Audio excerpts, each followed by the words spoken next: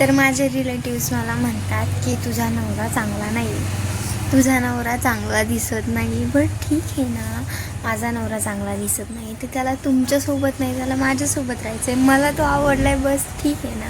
आणि तुम्हाला कोणी विचारलं पण नाही आहे की माझा नवरा कसा दिसतो आहे, कसा वागतो आहे, कसा राहतो आहे, की मला सांगा म्हणून, नाही का. मला तो आवडतो, माझ्यासाठी मला तो खुश ठेवतो, मला फ्रीडम आहे फुल. तुम्हाला काय करायचं आहे, मी माझं कसं पण लाईफ ॲडजस्ट कर.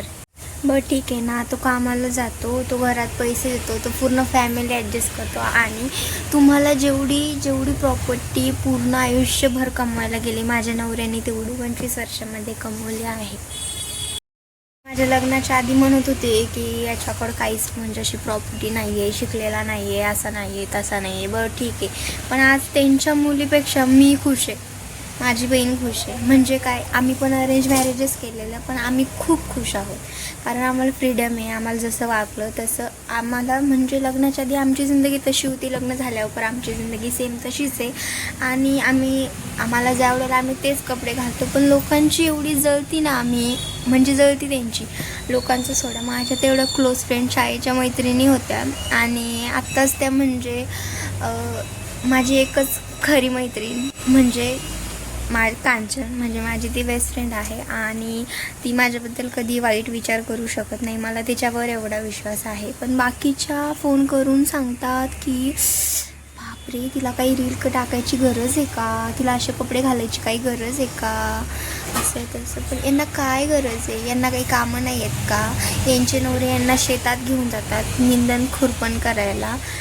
ठीक आहे ना, हे आमच्या दोघींचं चांगलं झालं आहे, म्हणजे माझं आणि माझ्या मैत्रिणींचं चांगलं झालं आहे, तर यांना चांगलं दिसत नाही आहे. म्हणजे त्या म्हणतात हे की आम्ही काय वाईट केलं. वाईट तुम्ही नाही, वाईट आम्ही केलं की आम्ही एवढ्या खुश आहे म्हणून. यांचे नवरे यांना घराच्या बाहेरसुद्धा नेऊ देत नाही, त्याच्यामुळे ते दुसऱ्यावर जळतात. माझ्या नवऱ्याचं कसं आहे माहिती आहे का, तू काही पण कर, फक्त कर, मी तुझ्या मागे आहे. आणि पैशाचं तर काही प्रॉब्लेमच नाही आहे. आणि माझा नवरा कितीही 4 पैसे कमी कमवत असला आणि जास्त कमवत असला, तर तुम्ही का माझ्या घरात पैसे आणून देणार आहेत का, की हे पैसे घे तू आणि तुझं घर चालव म्हणून. तुम्हाला काही गरजच नाही आहे माझा विचार करायची. आणि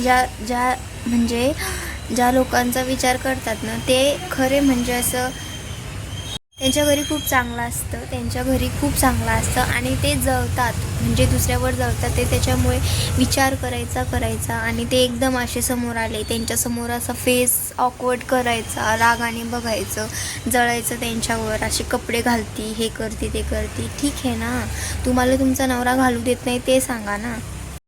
मी त्यांना एवढं बेस्ट फ्रेंड मानायची ना, की म्हणजे लहानपणीपासून, म्हणजे आता सोबत आहे, तर आता लग्न झालं, आता लांब झालो आहे, तर कधीतरी एखादा कॉल करायचा, एखादा मेसेज करायचा. त्यांनी ते सुचत नाही. आपण जरी मेसेज केला की त्यांना असं विचार पडतो का आता मी कित्येक वेळा नाही का मेसेज केला, कधी रिप्लाय करणार नाही. ठीक आहे, त्या आपल्याबद्दल वाईट विचार करतात, पण मी त्यांच्याबद्दल कधीच वाईट विचार केला नाही आतापर्यंत. की मला वाटतं की त्यांचं पण चांगलं होऊ द्या, चांगलं म्हणजे असं संसार चालू द्या वगैरे वगैरे.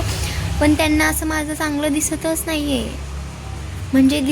आहे. आता 3-4 वेळा झाले, म्हणजे आता फोन करून दुसऱ्या मैत्रिणींना असं सांगायचं की तिला अशी करायची काय गरज आहे, तिला तशी करायची काय गरज आहे. आणि त्याच मुली मला कॉल करून सांगतात, ठीक आहे ना, त्याच मुली मला कॉल करून सांगतात की ती अशी बोलली, तुला तशी बोलली. पण मी काय बोलते, अगं ठीक आहे बोलू दे, मला काय करायचं, मी भांडण करायला नाही आली आहे, माझी लाईफ आहे, मी जगणार, मला कसे कपडे घालायचे, मला कशी व्हिडिओ टाकायचे, मी माझं बघणार ना, त्यांना काय गरज आहे.